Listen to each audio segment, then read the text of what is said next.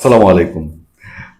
এমন কি দিন আসবে যে আমাদের খুব দ্রুত সময়ের মধ্যে দেখতে হবে, দ্রুত সময় বলতে কালের বিবর্তনে ২-৪ বছর কিছু না, যে এখনো বিএনপি জামাত একটা সমঝোতার মধ্যে দিয়ে সংসদে চলছে। আমি সংসদের দিকে তাকাই আর আমি দেখি, আমি প্রশ্ন করি যে এটা তো আওয়ামী লীগ আমলে যেরকম ছিল, আওয়ামী লীগের লোকজন থাকতো, প্রধানমন্ত্রী শেখ হাসিনার তার সাথে সংসদে ধর্ণা দেওয়ার জন্য জাতীয় পার্টির লোকজন লাইন ধরে থাকতো, কখনো কখনো পাশে এসে বসতো, কখনো কখনো জাতীয় পার্টির জিএম কাদের বা রওশনের সাথে আপনার শেখ হাসিনার সাথে আলাদা মিটিং করতো, সংসদে মিটিং করতো, প্রধানমন্ত্রী দপ্তরে দেখা করতো।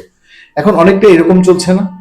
এই যে সংসদ অধিবেশন বসছে, জামাত ইসলামী জামাতের লোকজন প্রধানমন্ত্রীর সামনে যায়, দেখা টাকা হয়। স্পেশালি আজকে জামাতের আমিরের সঙ্গে প্রধানমন্ত্রী আলাদা দেখাও দিয়েছেন। এই যে আন্ডারস্ট্যান্ডিংটা, এই আন্ডারস্ট্যান্ডিংটা যখন আওয়ামী লীগ এসে ঢুকে যাবে, আওয়ামী লীগ যে কোনোভাবেই হোক, তার এই নিষেধাজ্ঞা প্রত্যাহার হোক আর না হোক, আওয়ামী লীগ তো ঢুকবে। তার মাজা ভেঙে দেওয়ার চেষ্টা করেছে মুসলমান, ক্ষতি হয়েছে। আওয়ামী লীগ আগের অবস্থায় নাই।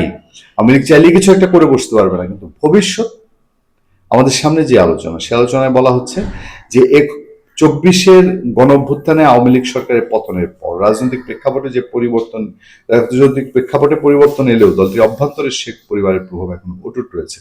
আমরা এটা অলরেডি জেনেছি, আমাদেরকে ইন্ডিয়া থেকে সাংবাদিকরা জানিয়েছে শেখ হাসিনা তার নেতৃত্বে পরিবর্তন তো করছেনই না, করার কোনো চিন্তাও করছেন না। বড়জোর তার ছেলে সজীব অজিত জয়কে মুখপাত্র নিয়োগ করতে পারেন, এবং আওয়ামী লীগের অন্যান্য নেতৃবৃন্দ যাদের প্রতি অ্যালার্জি থাকুক, সমালোচনা থাকুক, এটা ওবায়দুল কাদের বলেন, জাহাঙ্গীর কবির নানক বলেন, বাহাউদ্দিন নাসিম বলেন, তারা তাদের মতো করে দলে এখনো প্রভাবশালী আছেন, এবং তারাও যতদিন বেঁচে আছেন তারাই আওয়ামী লীগের নেতৃত্বে থাকবেন।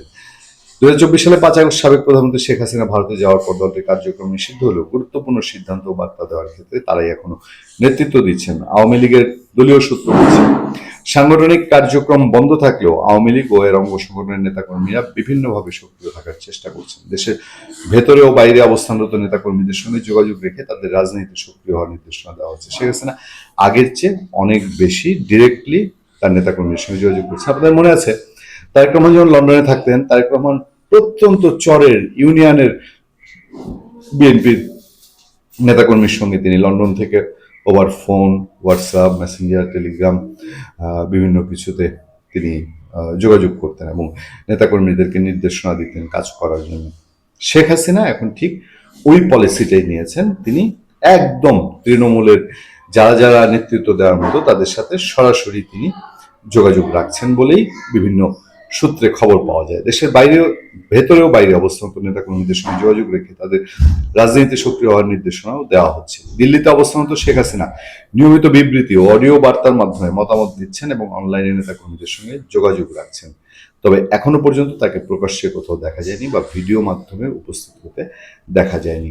এটা একটা টেকনিক, এটা কৌশলগত কারণে ভারতের সাথে হয়তো পরামর্শক্রমে শেখ হাসিনা প্রকাশ্যে আসছেন না, ইভেন ভিডিওও দেখা দিচ্ছেন না। নিশ্চয়ই এটা তার একটা স্ট্রাইকিং পয়েন্ট হিসেবে রেখে দেওয়া হয়েছে। শেখ হাসিনা সারা জীবনই তো আর যতদিন বেঁচে থাকেন যদি একেবারে এরকম নিজেকে আড়ালে লুকিয়ে রেখে দিবেন, এটা ভাবার কোনো কারণ নেই। সুতরাং আমরা এর আগের দিন বলেছি যে ইন্ডিয়াতে একটা সুরা হতে পারে, ইন্ডিয়ায় দেন দরবার একটা হচ্ছে, হবে, সেটা সব পক্ষের সাথেই। একইভাবে আওয়ামী লীগ তার মাঠের প্রস্তুতি রাখছে যে যদি নিষেধাজ্ঞা সরকার না তুলে তাহলে সে কি ধরনের অ্যাকশনে যেতে পারে, সেটার প্রস্তুতি চলছে বলেই পত্রপত্রিকার খবরে বিস্তারিত জানানো হচ্ছে। ভালো থাকবেন, সুস্থ থাকবেন। আপনাদের সাথে আমি আতিক রহমান, পূর্ণিয়া।